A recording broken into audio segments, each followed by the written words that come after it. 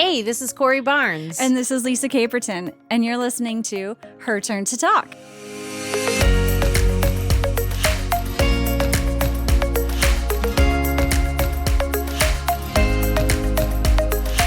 Do you like to do accents? I do. I do but I'm too. not necessarily good at them. I'm not good at them either, but I absolutely love to do them. You love to do them. I love it. Especially and, your British one. I enjoy that. I do.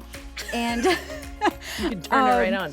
Whenever we went to Europe, my whole family were like, please, they're begging me, please don't do an accent. Don't do an accent around people. They were so embarrassed. But sometimes it just comes out.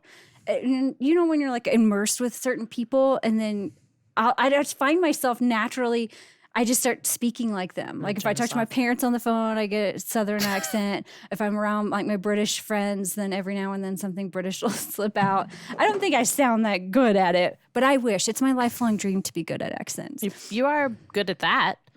My mom and I will turn on our Boston accents when we're getting frustrated with one another. I turn it on and I'm like, Lucia. Chill out, Lucia. Go park your car in the Lucia, yard. Lucia, you're being crazy. And she'll be, Corey. And then, like, there's no fighting. We just kind of, like, talk breaks through the these. ice. Yeah. It works. That's a nice icebreaker. It's weird. But it's kind of funny. I'm like, fuck. I like it. No, I like it, Mom. I do like it.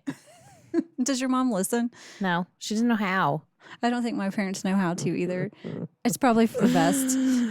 It's probably for the best. I think my mom would really enjoy our podcast, but I just have to. Lucia, come listen to our podcast. You sound like you're from Wisconsin. I don't know how to do a Boston. I don't know what you're doing here. I don't know. Wisconsin. Lucia, come listen to the podcast. Oh my gosh. All right. I'm like, Mom, I'm on the radio. What? How do I do that? I go to the website, press play on the episodes. And does she do it? And then Has she tried it? No comprende. She can't even. She forgets how to open up a tab.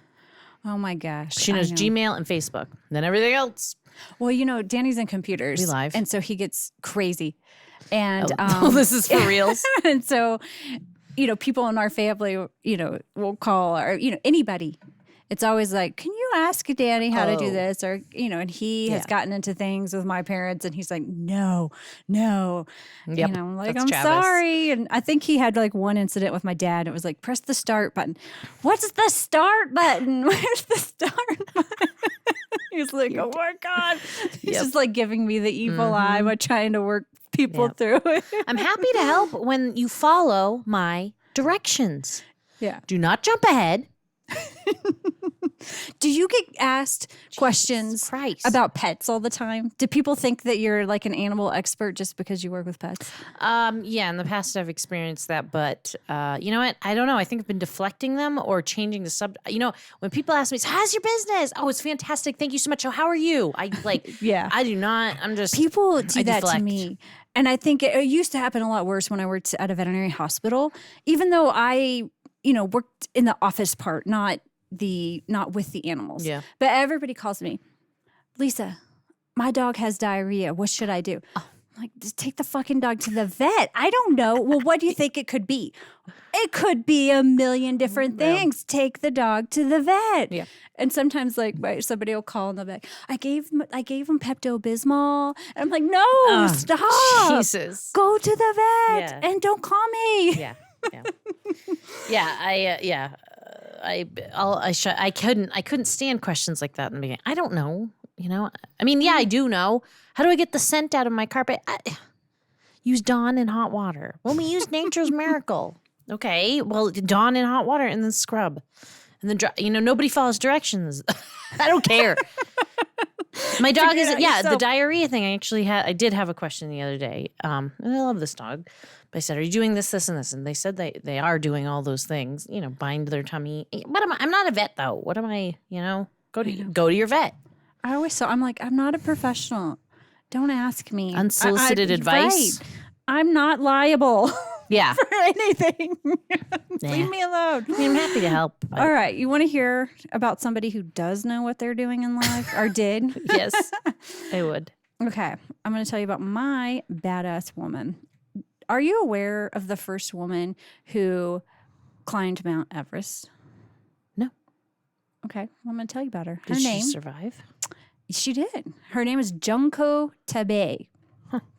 And she is, she has since passed, but she is, anyways, Junko Tabei is a Japanese woman, and she actually went to college, and she was surrounded by a lot of men climbers, and they actually had a men's climbing club. And back in the day, this is like back in the 70s, and they didn't have anything for women, and women are supposed to, stay home. And this is also in Japan, and they're like, you got to stay home and take care of the children. That's your job. And she really, really, she didn't want to do that. She wanted to be a climber. And when she was a child, I guess she was very kind of weak, and they said she was kind of sickly. Well, when she was 10, a teacher took them on some kind of little climbing thing, and she fell in love.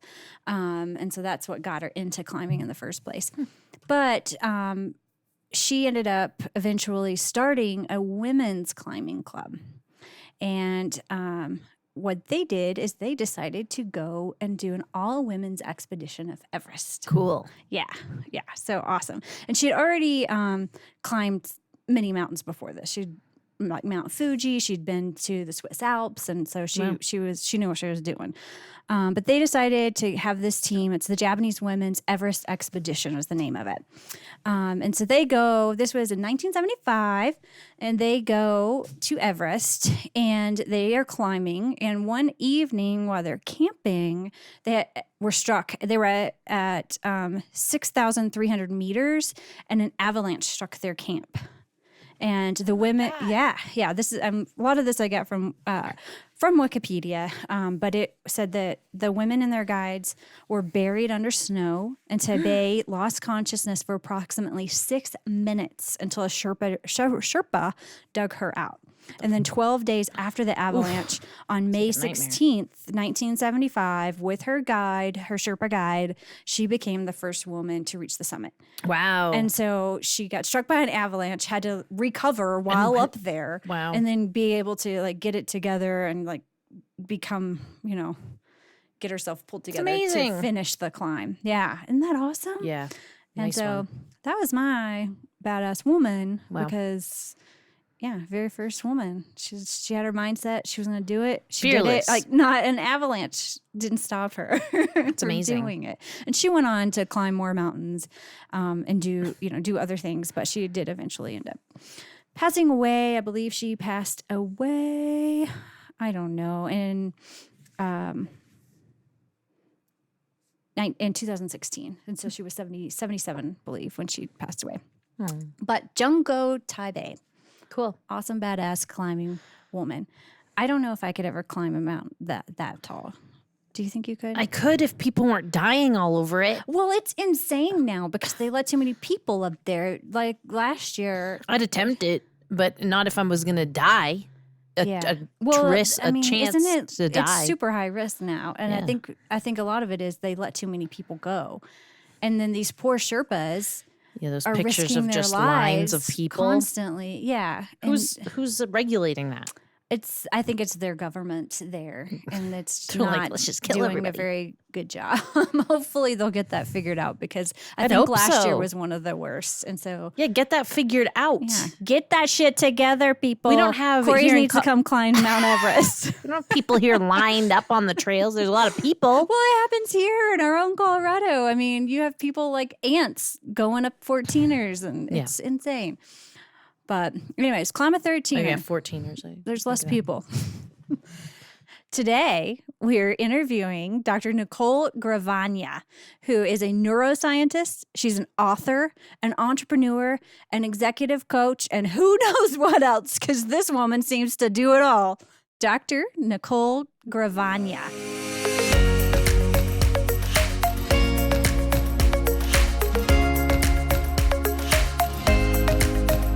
Welcome, Nicole. Thanks for having me. We're so glad to have you. This is really exciting that you're here and that I've been reading your book. Oh, what did you get out of it so Oh my far? gosh. Okay, so I've gotten this far into it, and there it's was pretty so good. much I wanted to email you immediately when I started, just the ahas and oh my gosh, yes, and I didn't want to bother you because I figured there'd be lots to talk about here, and I wrote some of the things down talking about integrity and what that means, and already I have changed that idea of what integrity means, finishing what you said you were going to do and closing the circles. And that exercise in the book of writing down all those things and how, oh my gosh, I have so many things that are not closed. I have all these ideas and aspirations, bucket list, right? And no wonder it's so hard to get these things done. It's because I have way too much ambitions. And I'm smart, I think, I got a lot going on, but it just made so much sense to me. And we can talk about that. Tell us the name of this book. The name of the book is Mindset Your Manners, and it's by Dr. Nicole Gravagna. And it's mastering conflict and changing the rules and mastering conflict. That's why I was so intrigued. Yeah, My mind has a lot of What it in it. inspired this book? This is a book that was written after I had a great deal of conflict. And I had built a business. It was called AQ Distribution. Most distribution companies just have letters in front of them. It's a strange theme. I don't really understand it, but it worked for us too.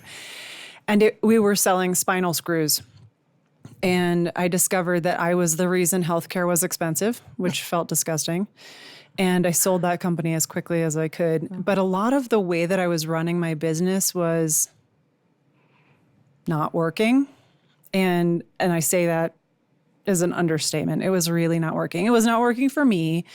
It was not working for all the people that who I was working with. I was mad at them. They were mad at me. Everybody hated each other. And So it was like a toxic work environment? I remember one of the people that I was working closely with turned to me and he's like, "What would you be doing if you weren't here?" And I was like, "I'd write a book." And he's like, "Would you go do that?" And so when we finally wrapped up working together, that's what I did. Cool. Wow. So, I mean, what was it like? You just sat down and this just came all out? Oh gosh, no. Oh gosh, no. I don't know how to This write a book. started out as a book idea years before I actually wrote it. That was something about institutions and why we're attracted to institutions and the institution of marriage and universities and governments and all of this stuff that we seem to subscribe to and are so pained when they fall apart or we aren't part of them anymore, marriage in particular, or even leaving school, that kind of thing. And it morphed into what it ultimately is, with a great deal of pain. I actually wrote a different book, all the chapters, hired somebody to edit it for me. And after reading 2 or 3 chapters of it, she calls me up and she says, what are you trying to do? And I thought, well, I failed. If she can't tell what I'm trying to do, I did not do it. And so with her help, her name is Jessie Lee Gray. She now lives in Cambodia. And she helped me work through all of the topics I was trying to get out. And she was a great project manager for me. Anybody trying to write a book on their own without a big publisher, I highly recommend getting a content editor who will be your buddy and your therapist and all of those things going through. Yeah. And would you tell us neuroscience? What is neuroscience? It is the physical nuts and bolts of the way the nervous system, brain, spinal cord, and all the nerves in what we call the periphery as a scientist, how all those things work. So we're talking about molecules, we're talking about structures, we're talking about electrical systems in a body. And those things seem very structure-oriented, but they turn out to create personality and human nature and love and things that are not nuts and bolts. And how do you study this? How do you study neuroscience? Neuroscience is often studied right now in imaging. Yeah. So we have ways of taking pictures of what's going on inside, either through fluorescence or MRI, or sometimes those little suction cups that stick to people's heads. That's what I imagine. Yeah. And but we also use animal models, and so we can do a lot more when you don't have a human and you can look inside the animal. It's fascinating. And how did you know, when did this all come about? Like, did you aspire to be something else when you were a little girl? How did this all transform and I was going to be an transpire? archaeologist. Oh. And I remember being at one of those, they invite high school kids to the college to talk about what college is going to be about. And I was sitting there, I know somebody's parent was like, hey, so what do you want to be when you grow up? And I was like, I want to be an archaeologist. And they just deadpanned and they said, so you're not in it for the money, and walked away. And I was like, what? Nobody had ever talked to me about money before. I didn't know that my aspirations were going to keep me poor. And little did I know after I changed my aspirations to a different kind of scientist that scientists are also poor, like pretty much no matter what kind of scientist, unless it's geology and you're working with oil and gas or, pretty Or you much. work for Big Pharma or something. Yeah, even those people are poor until they actually get the bigger job in Big Pharma, but they're poor for a long time until they get there. And you had mentioned in your pre-interview questions that you studied neuroscience specifically because it scared you. It did scare me.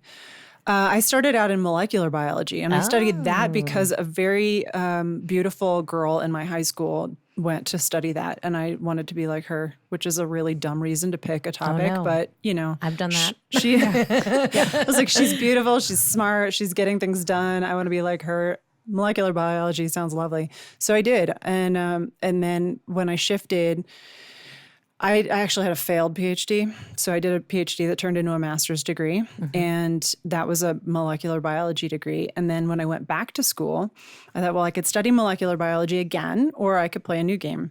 And I thought, which is the topic that is scarier than molecular biology? And I thought it was neuroscience. And I didn't know why it was scary. I thought like maybe because it's like electrical engineering, which is really hard. I don't know. But now I realize it's because I had this favorite book as a kid that was about science. And one of the last parts of the book, probably like the last page, was about the nervous system. And they had this picture of a nerve, which if you've ever seen, it looks like it almost looks like the alien creature, right? In the movie. It's got all these things sticking out and the long tail. And I think that's why I thought it was scary, because it was almost like a spooky icon for this entire field of study. So then what did you do to overcome this? You just jumped right in? You said, okay, here I go. I'm going to do this. I picked an advisor. Whenever you go to grad school for a PhD, you pick someone to work under. And I picked someone who I decided was going to be a student advocate. And I don't know how I knew that she was just the right person. But when I had a meeting with her, she had me sit down in her office. She's like, what do you want to do? And I was like, I don't really know. I think it's this. And she's like, okay, do you want to rotate with me? And I was like, yeah. She's like, okay, see you next semester. I was like, Is there pretty an equal ratio of men and women in that field? in the field, I don't know. In the lab I was in, it was almost all women. Oh, really? To the point where she actually pulled us aside and she's like, look, people are talking. You have to recruit some men so we can have some diversity in this lab. That's surprising. Wow. We're like, okay, do we have to? We really like our girls club. Yeah. And it was almost entirely women, and not a soul was catty. Everybody was wonderful. down to earth, getting their work done, making it happen, supporting each other. It's a fantastic And that's experience. where you met your best friend.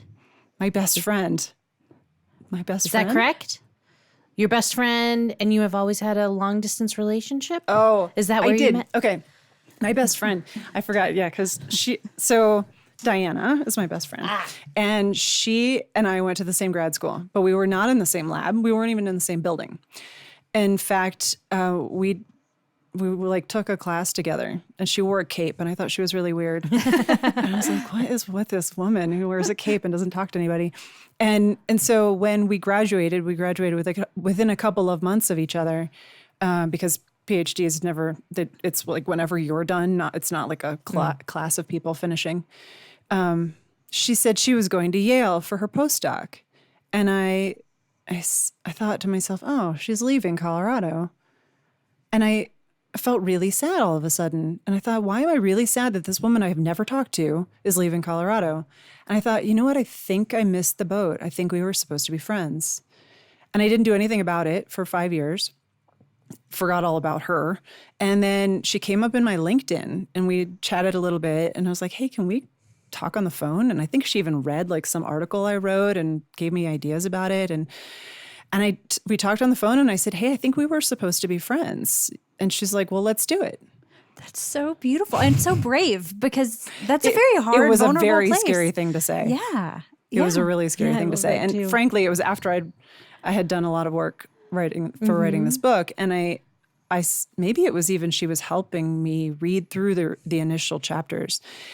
And because I'd done the work on myself that allowed me to write this book, I was able to be vulnerable with her and say something like that. And you got a beautiful friend out of it. Oh my gosh, yes. That's amazing. So our friendship then blossomed after she had already left Colorado and had been gone for 5 years. And so now we have long distance friendship where we try our best to see each other as much as we can. I talked to her today. Cool. So I did listen to you on some other podcasts, and you talk about taking a class about emotion. Is that what you did to get yourself, work out your stuff and be able to write this book and to become in a vulnerable place to ask this person to be your friend? Yeah. So the class that I took doesn't exist. It's not something other people can take, but there are many of them. Actually, a friend of mine who lives in Australia, he's British, but living in Australia, just sent me a message and said that he is about to take a class about how to be a better man. And I was like, okay, tell me more. And so he sent me the explainer video that this guy has about this class for men. And it sounds very much like what I did with Judith Orloff. And it's really just introspection, understanding what's yours, understanding what's coming from outside, and really demystifying a lot of the things that we don't understand about emotion so that it makes sense to be in your own human body. And it saddens me that not everyone has done this, that it's so rare, and that so many people's problems could be easily solved if they simply had one of these experiences. They were able to see things, learn things, and move from there. And I hope we're doing this for kids so they don't have to figure it out in their 40s. Yeah. Yeah, totally. Well, and I know that you said, this is the future of what, the changing in the business world of how things are going to be. And we have to be able to have emotional intelligence, or we're going to need to be able to have emotional intelligence. Yep. It's happening. Yeah. Some people will be left behind and they will be upset about it. Do you think for yourself, did you just not understand the emotions that you were having, or were you just kind of not connected with I didn't that? even know that they were happening.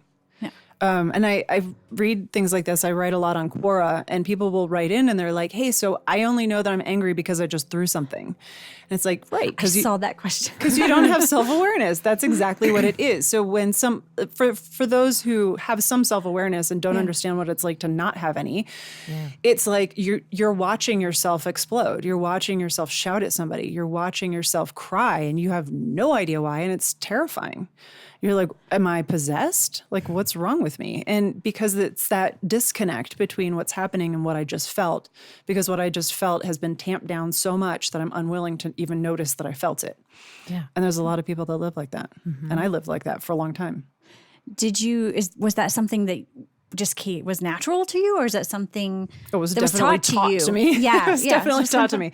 My parents are both very stoic people that don't have words for their emotions and don't talk about their emotions. And really, even to this day, now that I've gone through this and I do try to have conversations with them about it, they are still very confused by their own feelings. And so I grew up in an environment where we just didn't have that as a way of talking about what was happening. I feel like that's a very common thing. And Absolutely. I think almost a lot of people you could ask that question to, and that's how they grew up. I know that's how I grew up. It was either they're big explosions of emotion, or it's, we don't talk about that, sweep that under the rug and keep moving, keep going, and I hope, like you said, that we're changing that for the next generation. I know I have children and we're trying to, and I know that they do a lot more of that in school, and so hopefully when we talk about it in offices, we talk about the people who insist on harmony for those sweep it under the rug people. And then there's a whole different group of people that we talk about the other way. But the harmonizer people, it's particularly sad to watch because they're so desperate to have harmony that they will tolerate horrible It's things. like people pleasing. Yes, the people pleasing happens, and the trying to make everyone like me happens, and people get really far down the rabbit hole of unhealthy behaviors because they're so desperate to make sure that everything is harmonious. And then is there just different types, like you were just saying, there's many different types of personalities. Oh, yeah. Can you kind of rein them into their own little pools, or is it just all over? We don't like to do that. So you'll find a lot of books, you'll find a lot of teachings where there's archetypes. And so people are bucketed into personalities. We like to talk about, okay, this is how you prefer to show up in the world. This is how you were taught to show up in the world. These are the tools that you're using. And here's how those tools are benefiting you, and here's how they're not. And you're working with these people one-on-one. Yeah. Oh, yeah. that's one-on-one nice. and in a group. And so this ends And up... this is for your company. I just want to Yeah. So my this is for company, Neuro. NeuroIQ, this is what we do. We go in, we call it change management and leadership development, that kind of thing. But really it's helping people be better people at work. And so it makes them more productive people. It makes operational efficiency happen better. But really, we're getting to the bottom of some really serious basic stuff that is affecting the way that person shows up in the world. And somebody doesn't have to be broken for this to be a problem, because you just have one person on a team who's maybe different than the other people on the team, and now you get an unhealthy situation. So nobody has to be wrong, and it still doesn't work. I know that you talk about being taught things and how people can have a belief system, and it could be a very blanketed belief about how things are supposed to be or whatever, and that is something that they were taught. And that is that correct, that that's a way that you kind of get to the bottom of behavior, is by figuring out where they got this belief and what they're doing? We do go back. So coaching is different than therapy in that therapy tends to spend a lot of time thinking about the past. Coaching spends a lot of time thinking about the future. And some coaches refuse to ever look at the past. I will glance at the past. So we'll say like, okay, so you believe that it's important to make sure that there's harmony at all times, as an example. And they'll say, oh, yeah, it's really important. I'm like, well, where do you think you learned that? And sometimes they'll just say, oh, I don't know, it's just the way it is.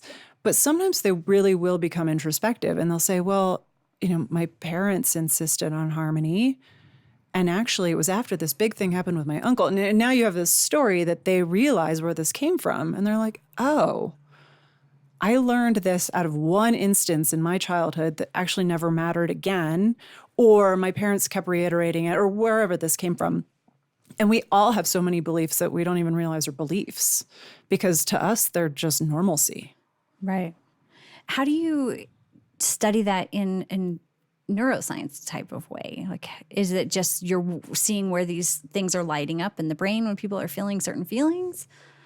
So the anterior cingulate cortex is my favorite part of the brain. And if everybody has a favorite part of the brain, that would be an interesting world.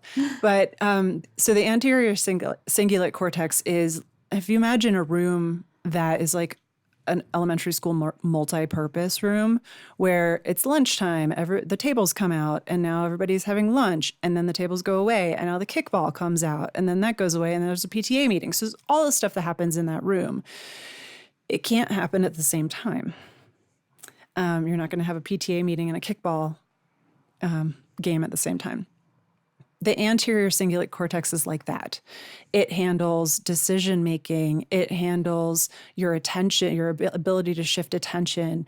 It handles your ability to measure and recognize conflict, and your ability to change a belief. And so all of those, and yes, all of those things are lighting up other parts of the brain too, but that is a fundamental part of the pathway, necessary part of the pathway for all of these things to happen. And so if you imagine just like the kickball and PTA, you're not going to change a belief while you're having a conflict. Yeah. One happens or the other happens. So fighting with someone about their beliefs is a losing battle. They're not going to change their belief while they're in conflict. So with you having this consciousness of what's going on in your ACC, right? Are you throughout the day? Are you walking around and thinking, "Oh, there's something there," or "Oh, I just felt disturbed," or "There, oh, I'm excited now. Oh, there's a conflict." Yeah, are you Am conscious? I thinking about my ACC? Yeah, like I don't know. It's when I started reading about that, I got excited, and I was actually trying to create this new consciousness of, "Oh, is this conflict?" And Yeah. somebody told me yesterday. They looked right in my eyes. I thought I had a problem. She said, "Corey, that's not a problem." And when I was told that, all of a sudden, it wasn't a problem anymore. And then I was like, oh my God, I'm just curious.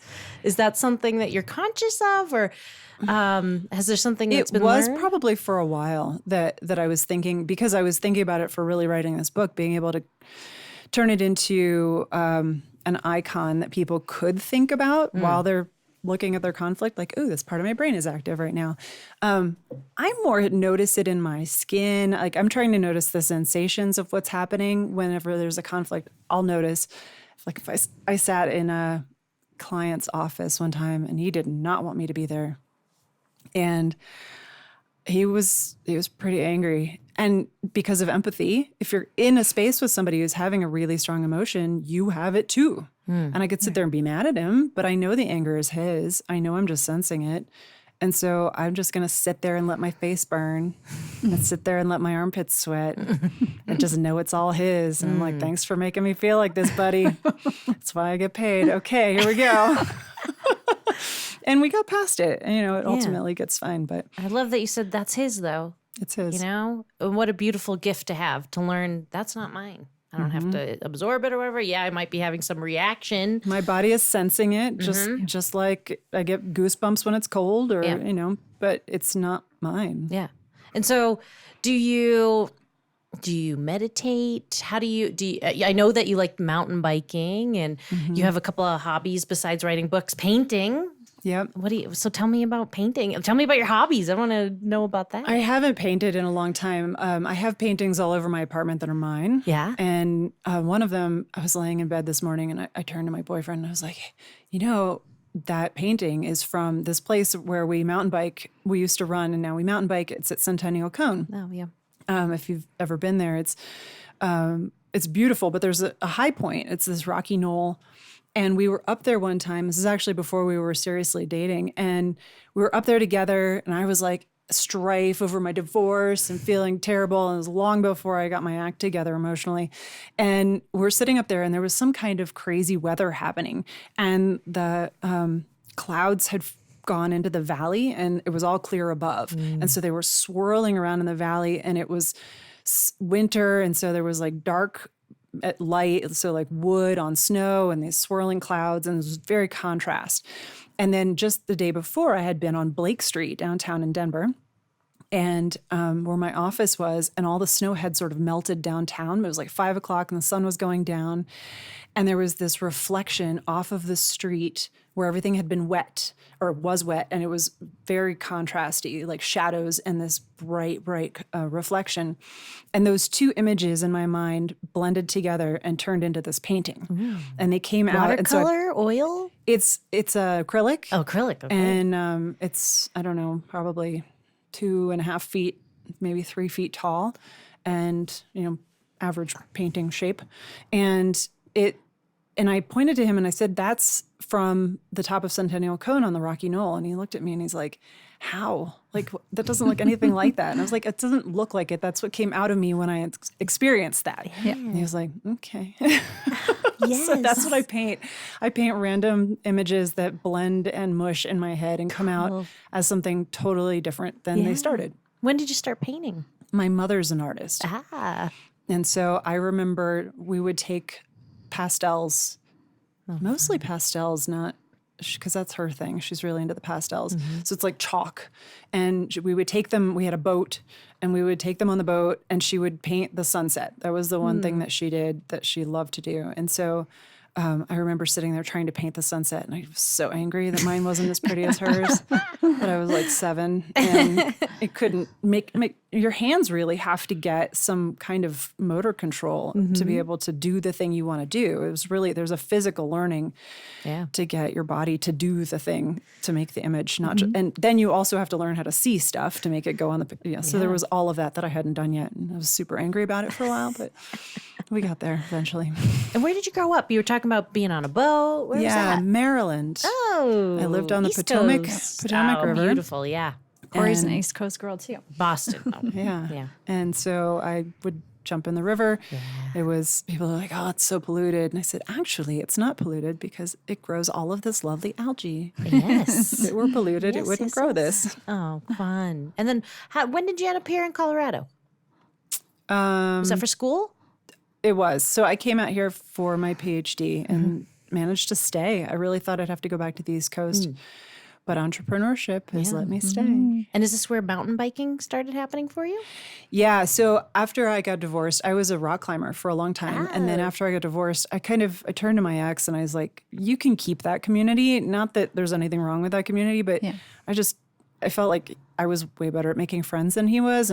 And so you're just kind of being nice and feeling. I was like, you can have them. I'll go make my own friends. And I started running. And it was super helpful because I didn't realize after 14 years of rock climbing how many overuse injuries I had gotten in my hands and shoulders. Yep. And it to this day, actually, the same friend that just sent me the email about the men's class he's doing, he was just visiting and he was showing me how you could put your back and shoulders up against a wall to like stretch your shoulders and see if you have full range of motion. And he's like, I never have the full range of motion. And all the guys I do this with have full range of motion. And I did it. And he's like, oh, you're the worst I've ever seen. Oh, no. Thanks. So yeah, got a couple overuse injuries from rock climbing, but mountain biking has become my new thing. And so I do a lot of that.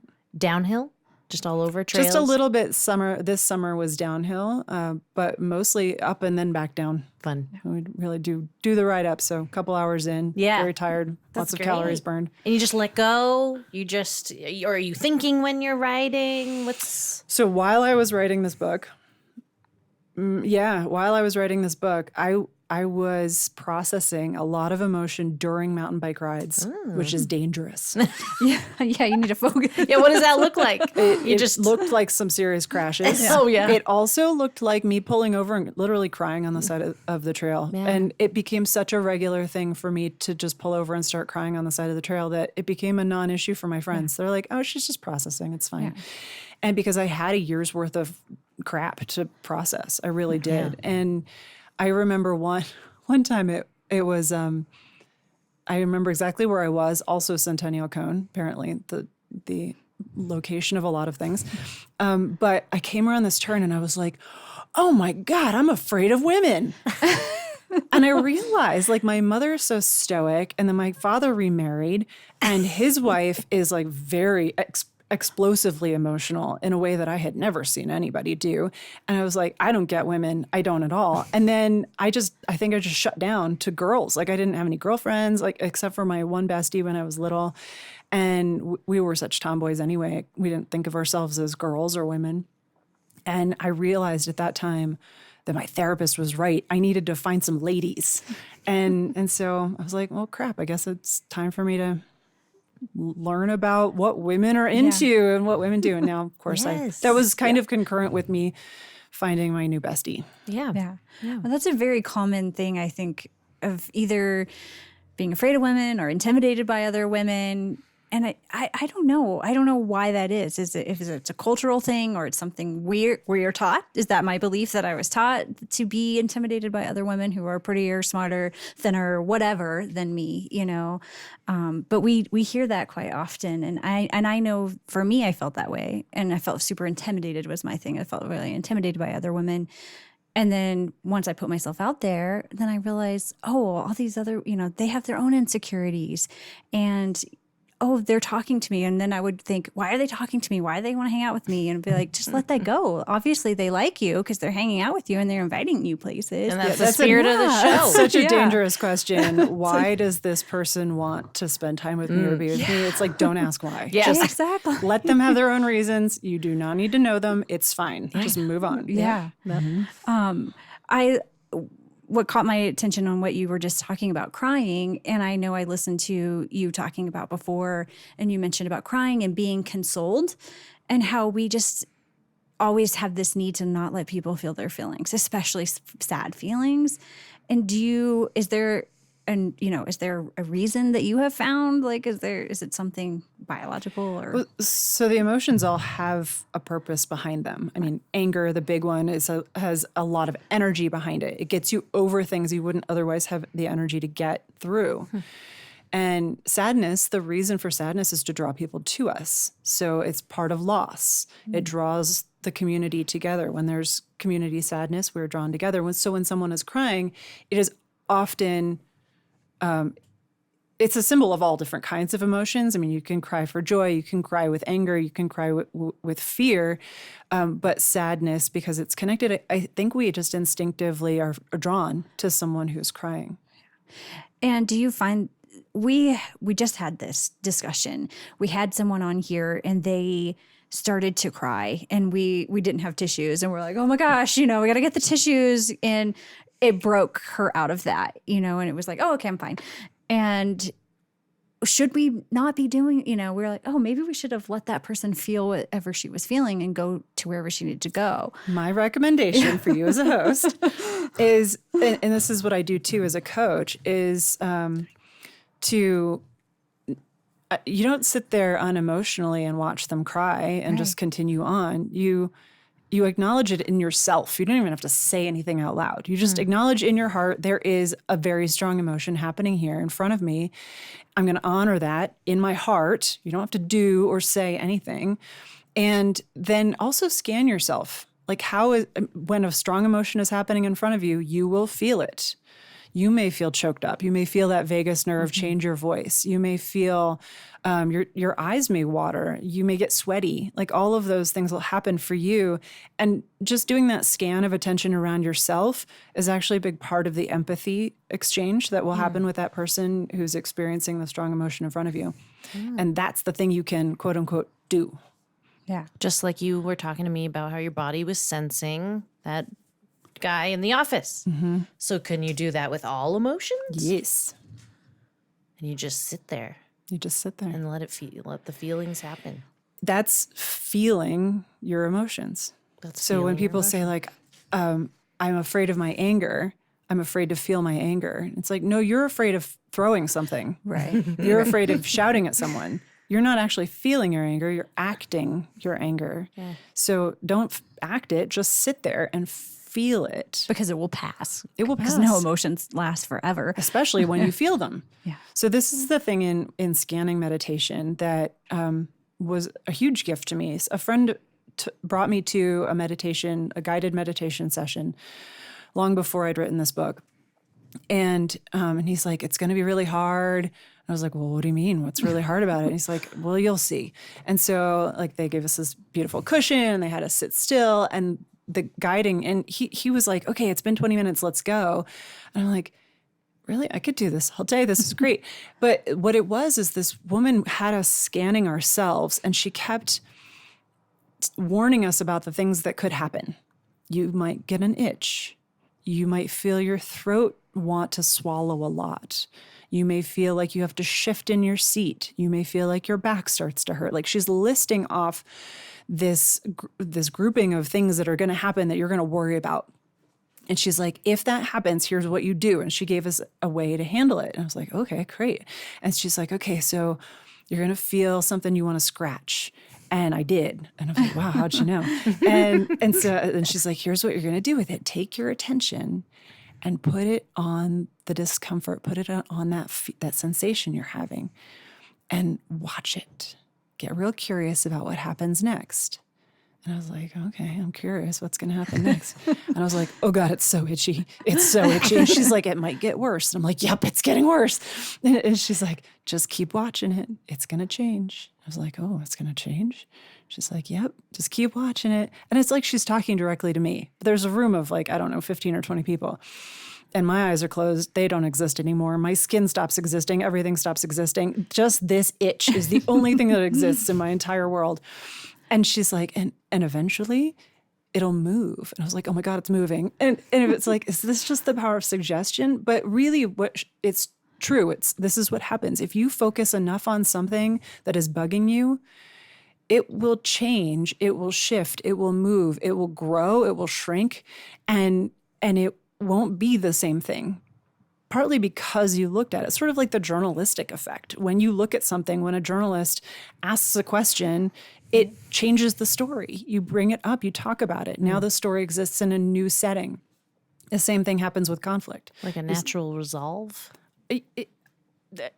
I don't know. I have no idea how it happens, but it happens every time. And so I'll sit with people now, like in offices, and they're like, I'm so angry, or I'm so scared, or I'm so whatever. And I'm like, can you find it in your body? And they're like, well, yeah, it's in my neck, or it's in my, and I'm like, cool, can we point to it? And they're like, yeah, and this is what I learned from Judith Orloff too. She would do this with everybody. She'd ask them, can you find it in your body? And the first couple times she said that, I was like, what a weird question. And so now I tell people, I was like, I'm going to ask you a really weird question. Can you find it in your body? And they do. And then I'm like, can we just close our eyes for a couple of minutes while you focus on that and really, really put all your attention on it? And afterwards, they look refreshed. And it refreshed me when I was doing it when Judith would ask me to take a look at that conflict. But I think it's that same idea of the scanning meditation, just that when you really feel something, it stops. It stops happening. My theory is that your sensations, your feelings, your emotions are trying to tell you something. Mm-hmm. And they're trying to alert you to something. You had an experience in the past that is now sort of like embodied in your body somewhere. And there's a response. It's like, ooh, that looks like something that happened to us when we were 5. It was dangerous. Pay attention. But you don't remember it. It can't give you those words. So it's really just pay attention. And you're like, oh, what do I pay attention to? And you're like, the thing that's right in front of me, that guy, he's annoying. But really, it's not that guy. It's something else. And so as long as we pay attention to it, your body's like, okay, you paid attention. Cool. I think the threat's not real. Got it. Moving on. It's like the cells have memorized that. It's so interesting that you're talking about this. Last time we recorded, we actually sat down with a therapist and she was talking about some stuff like this, but she was calling them a crystallizing moment about how that body memory of how you react today can be from a moment from so long ago, like what you were saying that you don't even remember. Or it's just stamped in your brain. And that's it doesn't even have to be you yours. I mean, we inherit these things like fear of snakes, fear of spiders. Like people have these fears that even though they've never had a bad experience, they stay far, far away from them. I suspect there's probably also generational memories like this. I mean, you've got stuff that came out of the Holocaust, from wars, all of these problems that stick with people that weren't even theirs. And do you think, this is something I wanted to ask, and you may not know the answer, but we kind of touched on it with the therapist too about, that passing things down. And does that necessarily come from within, like biologically, or is that something that is like emotionally taught and passed on that way? We have no way of knowing. Yeah. And at this point, I don't think it matters. Yeah. I mean, sometimes that's exactly the thing. Sometimes you got to just feel like the why doesn't matter. It's here in front of me. So how do I? You can't help but teach your kids the things that you think are dangerous. Yeah. Right. Yeah. I mean, so you're not going to run an experiment where some mom never does that, right? So it doesn't really matter. I had a question back to this, what we were just talking about with the sensing the feelings and that really amazing experience that you just shared with us. How do you, or how would you recommend, how do you share what you're experiencing when it comes to feelings with your boyfriend, a partner, your friend? How do you share that? I'm doing some work with him, my partner, my soon-to-be husband, and we're learning how to communicate. And I love that you were entertaining, perhaps writing a book about relationships. And I said, this is perfect. I was telling Lisa, this meshes beautifully with the work that I'm doing with him and how important this was. So I'm just curious, how do you go about communicating that with others outside of yourself? So here's a great example. I was talking to somebody I mentor, and I mentor him in work settings, but he's also trying to figure out his relationships. He had a very long-term relationship right out of college, or in college even, and then they broke up after college, and now he's trying to form a relationship with somebody who really just wants to play the field.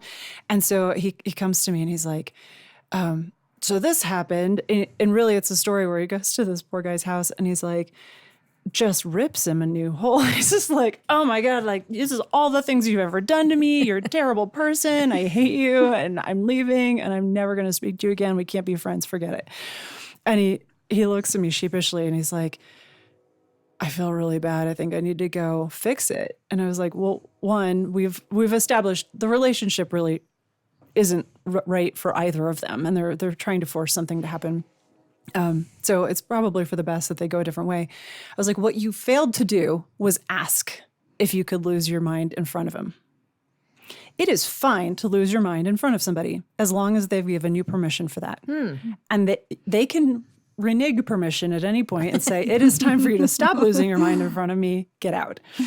And as long as we uphold those kinds of rules, everything else is fair game. But you have to, before you scream at somebody and tell them horrible things, you have to say, like, I have a bunch of horrible things to say. You open to that right now? I mean, is that encouraged, do you think? Just to say, I got to say horrible things right now? Or do we try It really depends on how the person, how well the person is going to be able to process it. Because some people will shut down. Some people will fight back. They may be excited about fighting back. They may really want to hear you. But those are pretty advanced ways of handling other people's freak out. And so most people are not going to be on that plane. Yeah. Most people are going to shut down, start soothing themselves in some way. And you probably know your own partner's way of soothing, and you're like, oh crap, I'm making him do it. There was my editor for this book, she said she does the cleansing breath. And so when we were talking, when she starts doing the cleansing breath, I'm like, oh, you're really worked up right now. Got it. So like because I mean, editors fight with their authors. It's actually why I hired her. She's really good at it. But that's the thing that you look for. Like when someone has gone to their happy place, they're using their self-soothing mechanism. You're not really reaching them anymore. They're in too much pain to actually listen to you. Yeah. That's interesting. It's interesting because I feel like I am still a newbie to the world of looking at you and saying, I feel this way. Something very new for me. But it works. When I look at Travis and I say, I feel small right now. That comes up a lot. I didn't have that vocabulary until very recently. And it diffuses so much. You know why? No. Because it's honest. Because it's honest. It cuts through conflict. When you say something that is true, it cuts through all the conflict that's going on in your own head. Yeah. Something just clicks. It's like... It's closing a loop. Is writing a relationship novel something you are actively doing or just something you're toying with the idea of doing?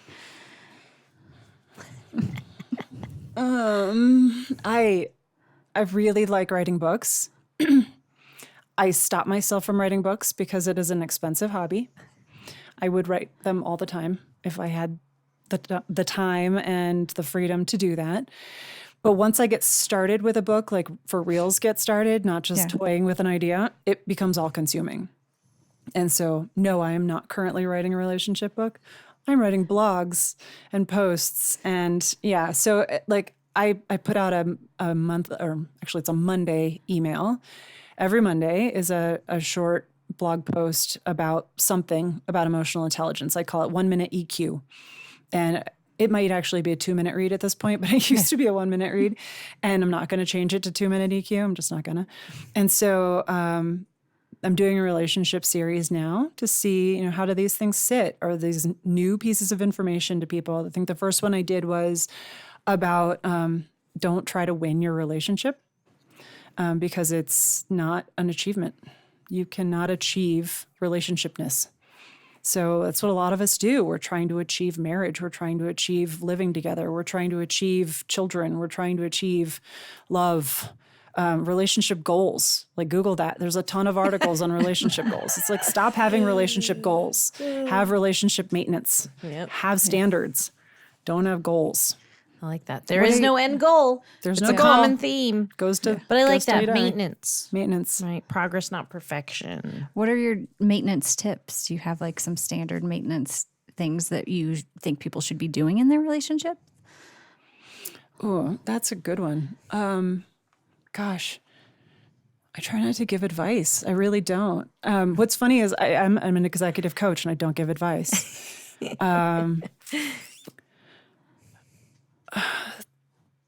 You know, there's a book called Principles by Ray Dalio. It's a business book, and it's about. I mean, it's like an old white guy telling you what to do, but he also says, "I'm not telling you what to do."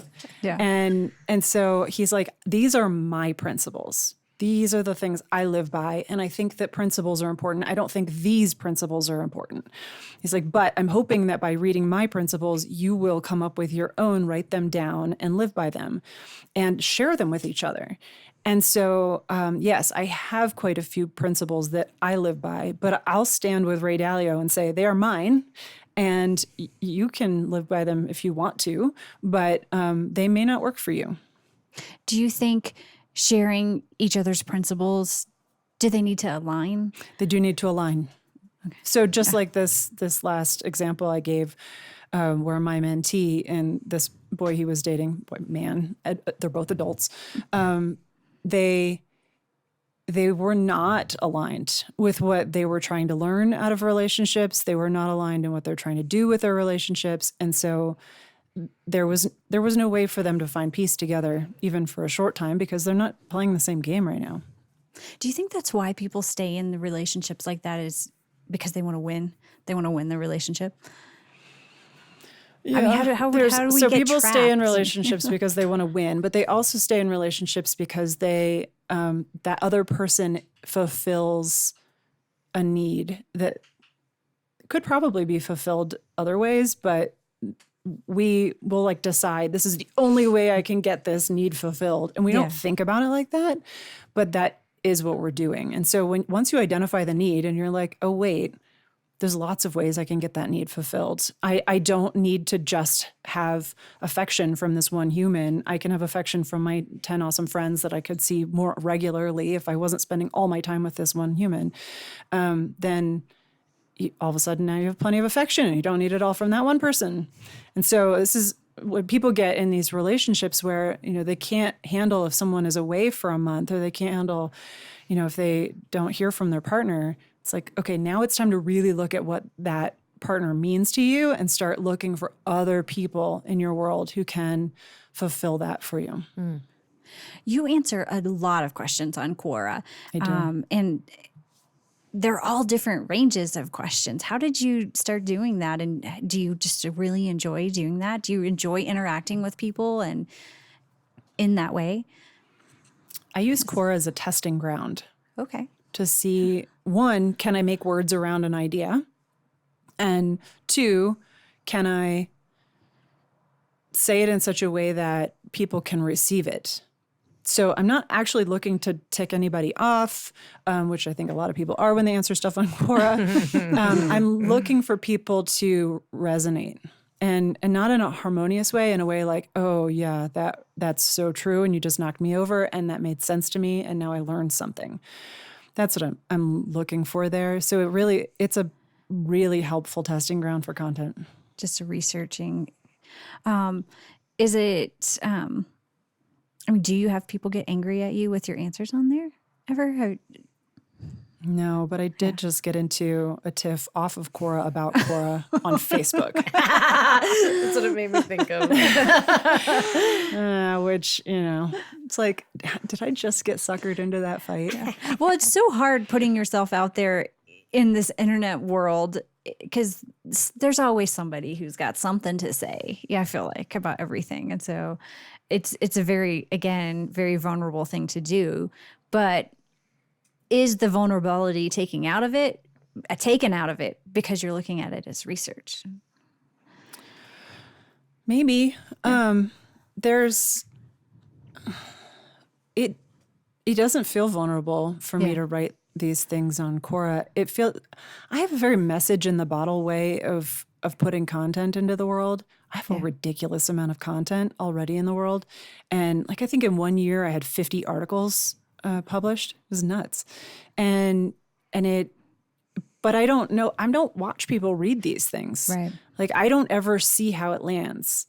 And so for me, I created it, it's out there.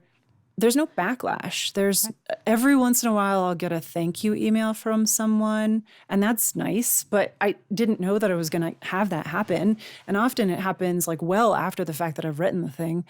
Or people will read regularly and they're like, hey, I've been reading your stuff for years. I'm like, really? Oh, who are all these people? Okay, cool. But it doesn't feel vulnerable. It doesn't feel like any more than me putting messages in bottles and sending them into the wilderness. I love that idea. Yeah, I like that too. So it's almost like you're doing this for you, not for them. I don't know. I mean, this is seriously, we could sit here and bring in my therapist on this one, but she has theories about people who create, and it's meant for an audience and you're looking for the audience. And I'm like, am I looking for the audience? Maybe. I don't know. You don't feel like you are. But I definitely feel an urge to make content. Yeah. Like whatever that is. Yeah. I can't explain it. Yeah. I know. When I found you, that your little message in a bottle there, this book. Yeah, and I keep getting positive reinforcement for it, right? Yeah, like great. I just had somebody reach out wanting me to ghostwrite a book. And I was like, how did you even find me? And she's like, well, because she's a publicist for the guy who wants the book ghostwritten. And she's like, well, I needed someone on this topic, and it was venture capital. So I wrote Venture Capital for Dummies before this book. And she's like, I'm standing there in Barnes & Noble or whatever bookstore she was in. Is there Barnes & Noble anymore? Does that even exist? I think so. I think so. Okay. Yeah. And she says, she's like, I look up and I see your name and I pull up my phone and I looked you up on the internet and you were all over the place. So she found my website and she sent me an email. Huh. And that's how I found it. It's so funny. There's something about you. You've I have a lot of messages in a lot of bottles. Yes, you've sent them out and they're coming back. People are finding them. That's pretty cool. I think that's real neat. You're very cool. I like you. So I know one of your things you said that you're passionate about is mentoring. Mm-hmm. And why is that important to you? Did you have a mentor? I've had a lot of mentors. How did I figure out that mentors were important? I don't know. One of my first mentors was a man I call my Yoda, and I just saw him the other day. So he is what I call an old-fashioned writer. So he was somebody who started with a typewriter, and not the kind that you write into, push the button, and it prints out the page. That happened. Those were a couple of years, like in the 80s or 90s. But he was like the full-on typewriter kind of guy. And he just has a very different outlook on technology and writing and all of that than I do. And he was one of my first mentors because although I'm a scientist, although I'm a business owner, although I'm an entrepreneur, somehow I am deep down a writer. Like, it is who I am and how I am. And so having him as a mentor, having him as somebody who came from a different generation who was willing to spend time with me was really powerful for me. Whether or not, he hasn't really done anything for me except for just like spending time with me. And he sent me a text and he's like, you're still cool. Just be yourself. And I'm like, okay, that's cool. Thanks, Yoda. So that was one of my first. And I've had so many since. And I think everyone should have multiple. This is one of my things. Like, if I had to give you a standards to live by, it would be like, whatever you're trying to do, find a mentor, find somebody who's done it, and get close enough to them that they'll take your call and that they'll have lunch with you. And so I do that for a ton of young people. I have 7, 8, maybe 20 somethings now. A couple of them are in their 30s, and they keep up with me, but it's all on them. Like, it is their job to reach out and tell me that their time, it's ready. They're ready to spend time with me again. So they go around in the world. I actually have some of my furniture is one of my mentees' furniture. She moved to She actually moved to Bali and then moved to New York. So now she's in New York and I still have her furniture. But she came and visited and I was out of town. I was like, I wish I knew you were coming, but you can come visit your furniture. And so she did. It's funny. That's awesome. What do you mentor? Is it just specifically work related or is it It's life the related? whole human. Yeah. So the people that I mentor, we're people who would be friends if we were the same age. Right. Or similar ages. I mean, these are people that are much younger than me. So there's something about that distance in generation that makes the relationship awkward unless we have some way to talk about it. And so it ends up being a mentorship relationship. I mean, I wouldn't I'll have a party and I'll end up with like a whole bunch of 25-year-olds and people are like, how do you know this many 25-year-olds? I was like, well, I know 2 of them and all their friends came. But it's been interesting because I think it's easy for them to be able to come to me. I'm not a parent. I'm not in their family. They could be super honest. I'm not going to judge them. And I can be candid with them and be like, this, you're doing it again. Like that thing we've watched you do 5 or 6 times, you're doing it again. And they're like, oh yeah, you're right. Okay. And so, we can have that kind of candor. Yeah. And they do things for me. I mean, there's recently one of my mentees was like, hey, so I've got this writing thing I need somebody to do. Do you want can your firm handle it? And I'm like, yep. So now we got some business out of a mentee. Yeah. That's awesome. It's one thing we've been finding too. It's a common thread among the women that we've been speaking with and even in our own lives is none of us do anything alone. You know what I mean? And in that it's that importance of the tribe and having other people there to lead you. And then you're able to pass that on to someone else and how we all can, get places with each other's help and get through things with each other's help. Much easier that way. At least that's what I found through experience. Anytime you have someone really freaking out in front of you, if you get really good at this, you can trace it back to a fear that there is a loss of belonging. And a lot of times it's hard to figure out how that works, but generally everybody's big problems boil down to a fear of loss of belonging.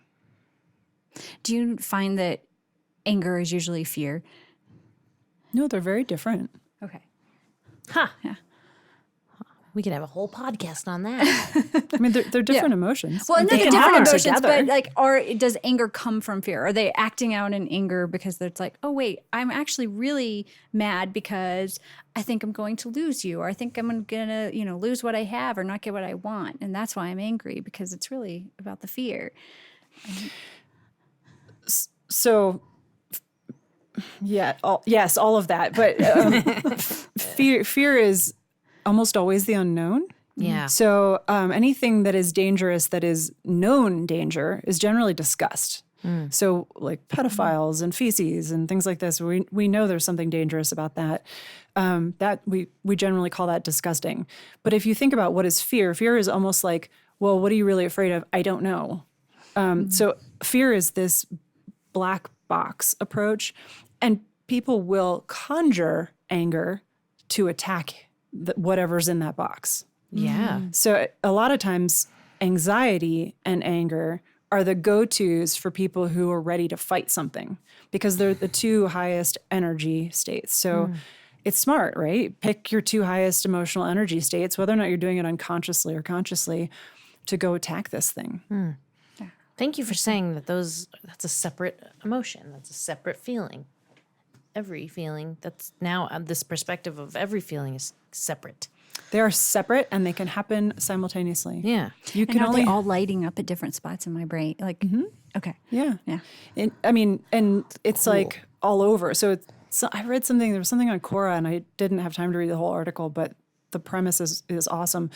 People say like, well, where is this happening in the brain? And you could think of the brain like a piano and like all the different chords, you hit all these keys and it makes that feeling, or it hits all these keys and it makes that. And it's not like this one key is fear and this one key is anger. It's like this assortment of keys together makes. And so that's the way the brain works, that you'll have things lighting up in multiple ways in a pattern, and that's that, and this is this. That's so But neat. you can think about emotions can all happen at the same time. So you can be both incredibly joyful and fearful at the same time. Yeah. But you can only think about one logical thought at a time. So that's a very linear path. You can jump from one concept to the other, but only one at a time. And so emotion is quite different. I know we're getting close on time, but I do have one question as far as the emotions and these patterns. And this men and women, and we're different. Are we really different? No. They're all lighting up the same. I mean, we're trained differently. This is another one of those questions on, does it matter? Yeah. And how could we ever do this test? We'll get a little bit closer because we'll have a generation of people who are transgendered. And so they were raised as one gender, and then they now are using the hormones of another. And so that small population of people, if they choose to guinea pig themselves, would be a very interesting population of people to learn things like that from, what happens in your brain based on, how you were trained versus what your hormones are telling you. And yes, hormones have a huge effect on the way that we feel, but it's not as easy as men and women. Yeah. Yeah. We're even finding like certain populations of cells in your body are differently gendered than the whole. Oh, really? So if you are a woman, you have male gendered cells. And I don't mean Y chromosome. I mean chemically male gendered. It is incredibly complicated. Gender is so unknown, so not well described. It's fascinating what we're going to learn in the next couple of years. I mean, it really, we're going to find we had no idea what men and women are. Yeah. I got one more question. I'm sorry. Don't be sorry. Know. Do you think we can untrain our thinking in the way that we've been? Just takes practice. It does. So on that note, I tell people this because I predict behavior in groups of people for a living. I mean, I literally write reports to companies about like these 10 people who have never worked together. If you put them on a team, this is what happened. And years later, or even 6 months later, we find out that I was right. I'm not that brilliant. I just found a process that works. And so it, that stands in the face of, can people change, right? If I can predict what these people are going to do and what they're going to fight about and who's going to leave, that means there's no free will. That means people can't change. It's just that there are so few significant changes in a person's life. You can change. You can change. You can about face. You can have a completely new way of looking at the world. It's just that it happens 1, 2, maybe 3 times in somebody's life unless they really figure out and want to make a lot of change.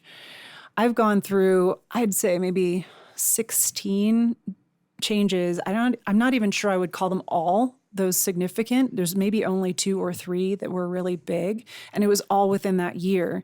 And it was like my full-time job to figure out, what did I want to unlearn? What did I want to explore and then unlearn? What did I want to keep? Most people don't have that kind of time. Most people have jobs and kids and things that we're trying to do, and they'll have one big change, and everything else is just good enough to keep. What's the first step in changing? Is that self-awareness? Yeah. So the first step in changing is being able to recognize what's happening. So recognizing that there is something that could change. The second step is recognizing that there's something that could change in the moment that you could change it. But the perception and the perspective and realizing that this isn't the only way you could see things is generally people's first go-to. They're like, wait, you're seeing it differently than me? That means maybe I could be sitting over there. I could be experiencing what you're experiencing instead of the crap that I'm experiencing right now. I wish for that. And then all of a sudden you're on your way. Well, this has been amazing. You're brilliant. And thank you so much for taking time. Well, you are. And, this is fun. It's amazing all that you have done. And your mind kind of just baffles me because I feel like it's just one of those ones that's constantly going. And I really admire that. And I appreciate you taking time out of your day to come and talk to us. I've learned so much. I feel like I can learn so much more, and I cannot wait to finish your book. Yes, I can't wait till you finish it too. Feel free to send me emails about it. I will. And so you've got Mindset Your Manners, and your other book is Venture Capital for Dummies. And then maybe one day we'll have a relationship book come out. Yep, perhaps. And is there anything else that you'd like to plug or promote today? Not yet, but Okay.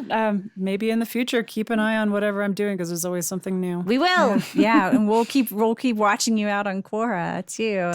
I've enjoyed looking at the questions people are asking you and your answers. So thank you so much. Thank you, Nicole. Yes, Thank you. Thanks for having me. Thanks.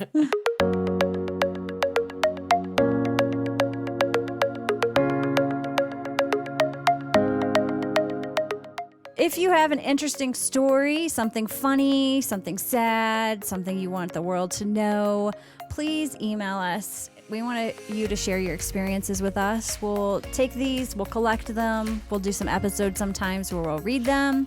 So if you want to be anonymous, please just let us know. We won't read your name. If you want your name read, then we will.